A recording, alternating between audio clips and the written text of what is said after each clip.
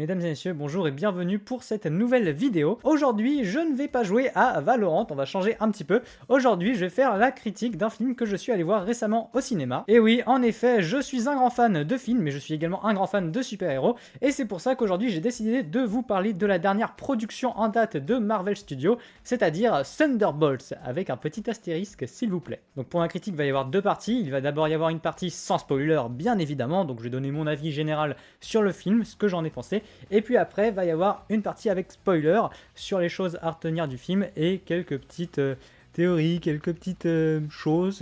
On verra bien ce que ça donne. Donc tout d'abord, les Thunderbolts, c'est quoi ? Chez Marvel, et dans le MCU plus précisément, il y a plein de figures de proue importantes, comme Iron Man, Spider-Man ou bien encore Captain America, parmi les plus importants, mais on peut encore en citer des dizaines et des dizaines d'autres. Et au fur et à mesure des séries et films sur ces personnages emblématiques, on a pu en découvrir d'autres, des personnages moins importants et moins populaires, des personnages qui sont des mercenaires, des anti-héros, des seconds, voire même des troisièmes couteaux pour certains. Bref, des personnages pas forcément parmi les plus connus et ceux qu'on aime le plus. Mais que se passe-t-il lorsque les Avengers ont disparu depuis déjà plusieurs années, Endgame, ça fait quand même un petit moment que c'est sorti et que les Avengers n'existent plus, et qu'une nouvelle menace apparaît dans le ciel de New York et qu'il faut quelqu'un pour défendre la ville. Et bien c'est à ce moment-là que ces personnages de second plan vont devoir s'unir pour affronter cette menace qui les dépasse tous. C'est ainsi qu'on va retrouver Bucky Barnes, US Agent, Yelena Belova, Red Guardian, Ghost et Taskmaster en compagnie d'un nouveau personnage, un certain Bob,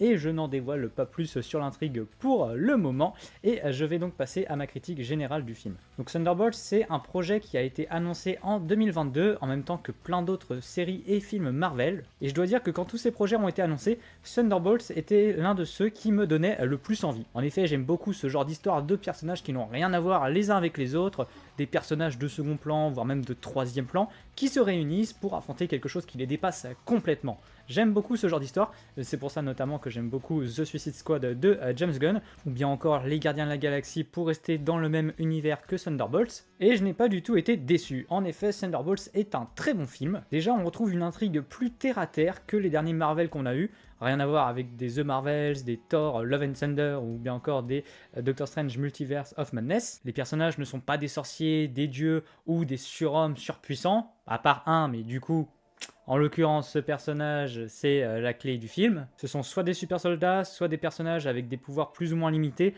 voire même pour certains des personnages sans pouvoir du tout. Et c'est ce groupe de personnages qui n'a pas forcément les plus grands pouvoirs du monde qui doivent affronter au contraire une menace qui les dépasse complètement, un personnage plus puissant que les Avengers réunis de ce qu'on nous dit. Et c'est donc très intéressant à voir comment tout cela évolue. Autre chose que j'attendais énormément du film et pour lequel je n'ai pas été déçu, c'est les interactions entre personnages. C'est limite ça plus que la grosse baston et tout qui m'intéresse dans ce genre de film. J'aime beaucoup voir comment les personnages vont dialoguer entre eux, comment leurs relations vont évoluer, et surtout avec ce genre de personnages qui ont tous des caractères plus ou moins agréables, j'avais hâte de voir comment ça allait se passer. D'ailleurs, l'ambiance qui règne au sein de l'équipe m'a beaucoup rappelé les Gardiens de la Galaxie sur certains aspects, des personnages qui à première vue n'ont rien en commun, et pourtant qui vont devoir s'unir s'ils veulent survivre. Les personnages sont tous très intéressants à leur manière, même si bien évidemment certains sont plus mis en avant que d'autres, notamment Yelena et Bob, qui est le duo qui porte vraiment le film. Évidemment, les autres personnages sont également intéressants, mais ils sont pas forcément autant mis en avant que ces deux-là. La relation entre ces deux personnages est également très sympathique, et au vu de celle-ci, la conclusion du film pouvait paraître assez prévisible, mais elle reste quand même assez efficace dans ce qu'elle raconte, et nous donne envie de revoir cette équipe le plus vite possible. Donc maintenant que j'ai donné mon avis général sans spoiler, je vais passer maintenant à la partie spoiler, donc si jamais vous n'avez pas encore vu le film, je vous conseille de quitter la vidéo, et sinon, si vous l'avez vu ou si vous vous en fichez d'être spoilé, eh bien vous pouvez continuer à regarder. Bon, du coup, il y a plusieurs choses à dire à propos de ce film. Il y a plusieurs choses très intéressantes, très croustillantes. Bon déjà, Taskmaster. C'était déjà une fraude dans Black Widow, là c'est encore plus une fraude. On savait bien évidemment qu'elle allait pas durer longtemps, on la voyait pas énormément dans les trailers, elle était pas très mise en avant. En plus, dans le cast de Doomsday, c'est la scène des Thunderbolts qui n'a pas été annoncée. Bon, on savait très bien qu'elle allait mourir, mais je pensais pas que ce serait aussi rapide. Enfin, franchement, hop là, 5 minutes de film, ciao, bye bye. Elle était plus intéressante dans Black Widow, et déjà dans Black Widow, c'était pas très intéressant ce qu'on avait à nous dire sur elle. Mais bon, au moins, c'est bon, ils sont débarrassés du personnage, on la reverra pas traîner par-ci par-là, sans trop de raison. Maintenant, Bob, Sentry, Void, Robert. Personnage qu'on n'a jamais vu auparavant et qui est pourtant très attachant. Il rappelle un peu Moon Knight par son histoire et par ses petits délires mentaux, on peut dire ça comme ça. Délires mentaux qui le font bien évidemment devenir Void. Bon ça, évidemment, il n'y a pas trop de surprises à ce sujet. Void qui est assez flippant, surtout au niveau de ses pouvoirs. Bon, ça aurait été encore plus flippant s'il avait vraiment buté les gens, mais là, du coup, ça aurait été vraiment compliqué de l'arrêter, et au niveau de l'intrigue, je sais pas trop comment il serait débrouillé. Sa relation avec Yelena est très sympa, et les traumas qu'ils évoquent sont assez profonds, et vachement intéressants. Pour un film Marvel, ça fait longtemps qu'on n'a pas eu ça, enfin ça fait un petit moment quand même. Et même si la fin de on passe ennemi, on veut se buter, à on devient copain, c'est trop bien, on se décalin, est un peu prévisible dans ce genre de film, ça reste quand même une bonne conclusion à ce film qui a passé 2 heures à construire cette nouvelle équipe de héros, les Thunderbolts, ou peut-être devrais-je dire du coup les New Avengers. Et oui, c'était pour ça l'astérisque, on s'en doutait pas du tout. Bon, évidemment, on savait tous qu'il y avait un truc avec l'astérisque, on a essayé de nous faire croire que c'était pour mettre Avengers Not Available. Bon, si on avait encore des doutes, déjà, au départ, au tout début du film, il y a eu le Marvel Studio qui s'est affiché en gros, mais il n'y a pas eu le titre Thunderbolts qui s'est affiché. Déjà, ça c'était louche. Ensuite, à la fin, Valentina qui nous sort, je vous présente les nouveaux Avengers, comme ça, si jamais c'était pas encore assez clair. Et puis, après qu'elle dit ça, il y a les notes du thème des Avengers qui commencent à se faire entendre. Bon, puis après, générique de fin, t'as les journaux avec New Avengers partout, par-ci par-là, qui sont-ils, etc., etc. Et là, Thunderbolts, blam, New Avengers. Franchement, même si on s'y attendait, un petit frisson. Ça a fait quelque chose, c'était très sympa. Ah. D'ailleurs, j'ai vu à ce sujet que dans certaines villes aux États-Unis, ils ont déjà commencé à changer les posters du film. En effet, là où avant il y avait marqué Thunderbolts, maintenant ils révèlent le New Avengers. Si ça c'est pas stylé quand même. En même temps, vu toute la com qu'il y avait eu autour de ce film, fallait forcément qu'il y ait un truc de cette ampleur qui arrive parce que c'était quand même bizarre. Pour un groupe de personnages qui est pas forcément si connu que ça. Bon, autre chose que je peux dire, Red Guardian. Red Guardian, il était trop marrant. Franchement, j'avais pas forcément d'affect en particulier pour lui. Il était sympa dans Black Widow. Mais voilà, ça s'arrête là. On l'avait vu un petit peu dans What If, mais ça, à la rigueur, bon, on s'en fiche. Mais pareil, sa relation à Yelena est très touchante. Et en dehors de ça, le personnage est juste extrêmement drôle, que ce soit avec les céréales ou quand il arrive dans l'espèce de désert où ils sont, après avoir quitté la forteresse de Valentina. Il arrive en limousine, Yelena ne veut pas le croire, a fait « Mais non, non, non, non, regardez pas, c'est personne. » Et lui qui arrive, qui fait « Yelena, c'est papa! Yelena !» C'était génial, tout le monde dans la salle a ri parce que c'était trop. D'ailleurs, à ce sujet et au sujet de l'humour dans ce film, je trouve que c'était assez dosé pour un film Marvel, hein, je dis bien pour un film Marvel, mais ça reste quand même assez humoristique pour des personnages qui sont pas forcément les plus comiques, enfin genre ils ont pas eu des histoires faciles, ils ont pas eu, enfin il y en a ils ont été élevés dans des labos, il y en a ils ont été contrôlés la moitié de leur vie, enfin bref c'est pas forcément des personnages qui auraient tendance à la vanne comme ça. Ouais, ils font quand même des blagues, ils se charrient les uns les autres, surtout au début, même au départ ils se charrient bien, mais ça va, c'est pas non plus insupportable, c'est pas c'est pas que des vannes à chacune de leurs phrases, c'est pas Thor Love and Thunder, à tout hasard. Non, franchement, c'est bien agréable, on a l'impression de retrouver un film du MCU d'avant Endgame. Niveau visuel, c'est très sympa parce qu'ils nous balancent pas des gros effets spéciaux à la tête comme ça, de partout, des grosses explosions, bim bam boum. Non, c'est une ambiance assez posée, des décors...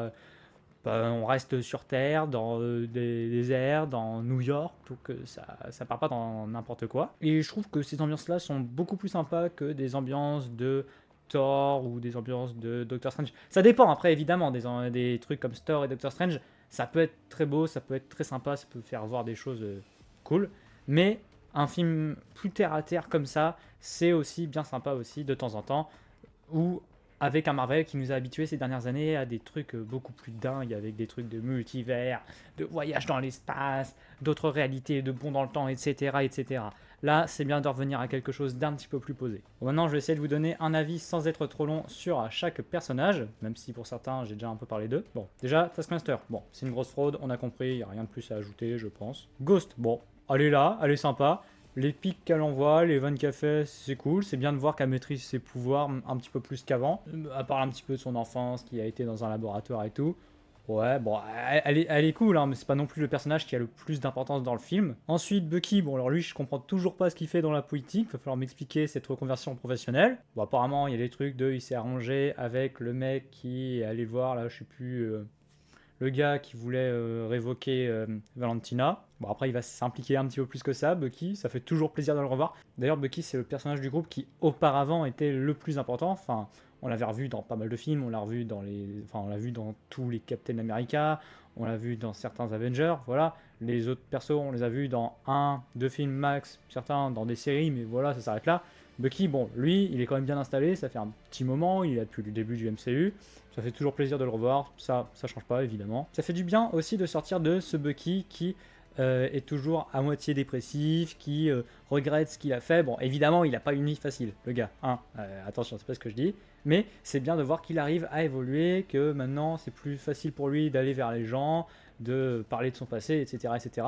Ça fait très plaisir de voir son évolution comme ça, de voir ce qu'il est devenu, qu'il arrive à s'entendre avec les gens pour aller combattre le grand méchant dans le ciel. Non, franchement, très sympa. Bon, après, bon, je m'attendais quand même à ce qu'il y ait peut-être un petit peu plus d'importance, parce que c'est vrai que même si c'est Bucky, il a en soi, enfin, c'est pas lui qui a eu le plus gros rôle dans le film quand même. Hein. Mais bon, bien évidemment, on va pas se plaindre parce que Bucky, c'est le GOAT, voilà, franchement. Passons maintenant à US Agent. Alors, John Walker, bon, il a son caractère, faut le dire, et c'est pas forcément le type le plus sympa sur Terre, mais comme les autres personnages, il a ses petits moments attachants, il a ses petits moments sympas, et c'est un personnage que j'aime quand même beaucoup. En même temps, moi, tu me prends n'importe qui, tu me mets un sérum de super soldat, c'est bon, je l'aime bien. C'était également sympa de le revoir interagir avec Bucky, parce que ça faisait depuis Faucon et le Stade d'hiver qu'on les avait pas vus tous les deux, et même si au final ils avaient fini un peu potes tous les deux, s'ils avaient fini par bien s'entendre, au départ c'était pas gagné entre les deux. Mais ce que j'ai beaucoup aimé, bah, de toute façon c'est surtout en fait c'est avec lui, Yelena et Ghost et Bob, c'est toute la première scène où ils doivent s'échapper du complexe, où ils sont dans l'ascenseur qui marche pas, qui doivent se coller sur les parois, ou qui doivent sortir de la pièce quand tout va brûler. Ce moment-là où ils se connaissent pas encore, qui doivent se découvrir, qui sont en train de se clasher les uns les autres, qui savent pas s'ils vont pas s'abandonner entre eux. Toute cette partie-là, j'ai beaucoup aimé, et je pense que toute cette scène où A4 ils doivent se barrer de cette base, c'est l'une de mes scènes préférées du film. Bon, maintenant passons à Red Guardian. Bon, lui j'en ai déjà un petit peu parlé, je pense que je vais pas trop m'attarder dessus, mais il apporte une touche d'humour qui est très sympa. C'est vraiment le daron relou par excellence, mais qui est quand même sympa, qu'on aime bien. Mais il arrive quand même à avoir des moments poignants avec sa fille Yelena, notamment lorsqu'il doit la réconforter, ou quand il pense que celle-ci a disparu pour de bon. Enfin bref, une grande gueule très attachante qui est l'un des personnages les plus intéressants du film. Passons à Yelena, bon du coup j'en ai déjà un petit peu parlé, c'est l'un des personnages les plus importants du film. On revient sur comment la perte de sa sœur l'a affectée, même si on avait déjà eu un peu ça dans Hawkeye. Là on voit vraiment comment ça l'a affectée, comment elle se sent, comment elle veut guérir de ça. Et ça c'est d'ailleurs une des grandes forces du film, c'est ce discours sur la solitude qui est ressenti par pas mal des personnages du groupe, enfin même tous les personnages du groupe quasiment, sentiment qui est très mis en avant chez Yelena et chez un autre personnage, du coup Bob, Sentry, Void, Robert, personnage qui apparaît pour la première fois dans ce film, mais qui en une apparition a réussi à devenir un des personnages les plus marquants du film. Il est très attachant, très sympa. Il peut aussi avoir des côtés bien flippants par moments. Son intrigue n'est pas encore résolue à la fin du film. Son côté sombre est toujours en lui, menaçant de ressurgir à n'importe quel moment. Un personnage très puissant, donc qu'il va être intéressant de revoir en action. Peut-être qu'on peut parler aussi vite fait de Valentina Allegra de Fontaine. Bon, pas de nouveauté chez elle, hein. C'est un personnage manipulateur, sournois. J'ai été assez surpris du rôle qu'elle a eu dans le film. Je pensais plus qu'elle aurait un rôle de coordinateur des Thunderbolts, que ce serait elle qui formerait l'équipe. Mais en effet, ce qu'elle fait dans le film, c'est plus logique quand on y pense. Et pareil pour elle, son intrigue n'est pas terminée. Normalement, la meuf, après ce qu'elle a fait, elle devrait quand même être allée en tôle, elle devrait être destituée. Bon, pour l'instant, c'est pas le cas. Apparemment, c'est elle qui va gérer les New Avengers. À voir comment ça va se dérouler dans la suite du MCU. S'ils vont bosser encore longtemps avec elle. Si du coup, ça va pas créer des frictions. On verra. Donc voilà pour mon avis global sur les personnages. Maintenant, qu'est-ce que je peux dire d'autre? Peut-être qu'on peut parler de la deuxième scène post-générique, peut-être. Parce que bon, la première était là en termes d'humour, c'était un petit gag comme ça, assez sympathique. Mais la deuxième scène post-générique, bon, déjà, il y a les New Avengers qui vont être en désaccord avec Sam apparemment, qui lui aussi a sa propre équipe d'Avengers. Donc déjà, ça c'est nouveau, parce que jusque-là, il n'y avait plus d'Avengers, bon même si ça se passe 14 mois plus tard, hein, jusque-là, il n'y avait pas eu de nouveaux Avengers, et ça veut dire que Sam va créer sa propre équipe d'Avengers, et ça, on va pas le voir à l'écran, parce que du coup, le prochain film qui arrive, c'est Fantastic Four First Step, et puis directement après, c'est Doomsday.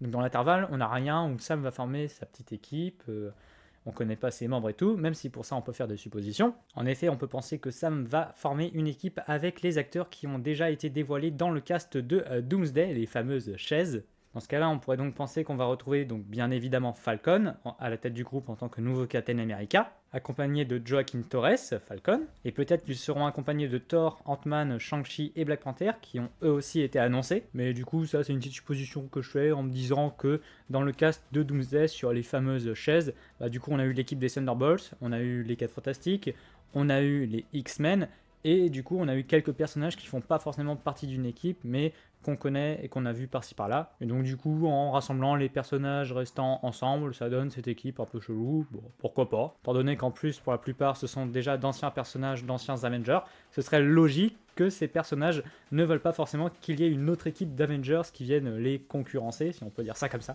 À voir comment du coup la relation entre ces deux équipes va évoluer dans Doomsday, s'ils vont réussir à s'entendre ou pas. Et bien évidemment, il y a ce qui arrive après cela. Déjà, j'entendais partout parler de la deuxième scène post-générique de ce film. Donc bon, il fallait forcément que ce soit quelque chose qui soit très important. Donc évidemment, ça devait être relié à Doomsday. Là, il n'y a pas eu trop de surprises. Sachant qu'en plus, après Thunderbolts, il reste plus qu'un film avant Doomsday. Donc ils étaient obligés de teaser un petit peu de Doomsday. Et un petit peu plus qu'avec un leader qui nous fait « Oh, mais vous ne savez pas, il y a d'autres mondes, il va falloir survivre aux autres mondes, vous allez devoir vous taper dessus !» Ouais, c'est bon, on sait que le multivers existe, ça fait 15 films que vous nous bassinez avec ça, on a compris. Donc là, ils étaient obligés de nous remettre un truc, évidemment. Là, quand même, un truc un petit peu plus intéressant, quand même. Bon, après, j'en savais pas plus que ça, je savais pas si c'était lié à Doom qui arrive, à une arrivée d'un autre groupe, bon, en l'occurrence, c'est le cas, du coup. Et je l'ai un petit peu deviné après quand il y a eu les crédits de fin qui défilent. T'as les musiques qui apparaissent. Dans les musiques, il y avait marqué quoi? Il y avait marqué Fantastic Four First Step. Donc bon, à partir de ce moment-là, bon, j'avais pré-shot un petit peu ce qui allait se passer dans la scène post-générique. Et du coup, on a bien évidemment l'arrivée des 4 Fantastiques dans notre univers. Donc bon, pour l'instant, on ne sait pas encore ce qu'ils viennent faire là. Mais bon, de toute façon, on sait qu'ils seront dans le cast de Doomsday, ça, il n'y a pas de surprise, hein, évidemment. Mais à savoir, du coup, pourquoi est-ce qu'ils migrent vers chez nous? Vont-ils réussir à défendre leur planète contre Galactus ou pas? Est-ce qu'ils vont être obligés de fuir? Ou est-ce que c'est Doom qui va les faire fuir? Ou est-ce que ça n'a rien à voir? Ça, on l'apprendra bien évidemment dans First Step en juillet. Bon, évidemment, même en se doutant que c'était un truc du genre, c'est quand même bien hypant. Comme quoi, Marvel peut redonner envie d'aller voir ces films en donnant des petits trucs comme ça dans les films qui précèdent la sortie d'autres films. Parce que là, ces dernières années, les scènes post-génériques, c'était soit des trucs humoristiques, soit des trucs qui teasaient des trucs que tu verras que dans 10 ans. Donc ouais, tu t'en fiches en fait. Mais là, ça te tease le prochain film qui sort en juillet. Ça approche bientôt, ça donne un petit truc à grignoter, un petit aperçu, ça te donne envie d'aller le voir. Voilà, c'est comme ça qu'on fait. Après, quand ils nous ont dit que c'était un vaisseau et tout, qui arrivait dans l'atmosphère, bon, du coup, j'avais pré-shot que c'était les 4 Fantastiques avec les musiques qui défilent, Fantastic Four, bon bref, ça on s'en fiche. Mais, je sais pas, peut-être que ça aurait fait encore un petit peu plus quelque chose si ça n'avait pas été le vaisseau des 4 Fantastiques. Mais, je sais pas, peut-être un Blackbird qui arrive, le vaisseau des X-Men, vu que de toute façon on sait qu'ils seront dans Doomsday. Et bon, on n'aurait pas pu les voir, mais étant donné que First Step, de toute façon il sort après, bon, voilà, c'est cool de voir qu'ils vont arriver et tout. Mais si on avait vu le vaisseau des X-Men, ça fait quand même... on les a pas vus depuis... Bon, pour certains, on les a revus depuis... Enfin, il y a eu le caméo de Xavier dans Doctor Strange Multiverse of Madness. Il y en a certains qui sont revenus dans Deadpool et Wolverine.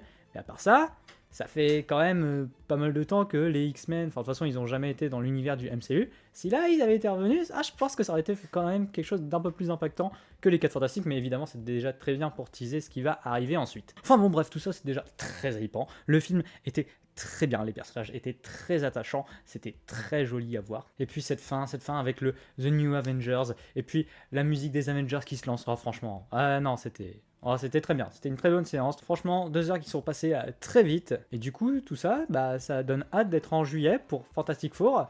Et après, pour Doomsday, on va retrouver du coup les Thunderbolts. Ça va être marrant aussi du coup de voir maintenant les Thunderbolts interagir avec d'autres équipes. Et bien voilà, bon, je sais pas si cette vidéo va faire énormément de vues étant donné que c'est pas le genre de vidéo que je fais d'habitude.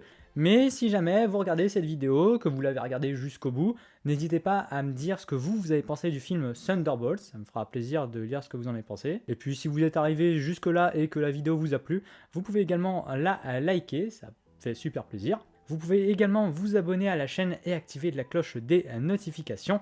Moi je vous fais des gros bisous et je vous dis à très bientôt.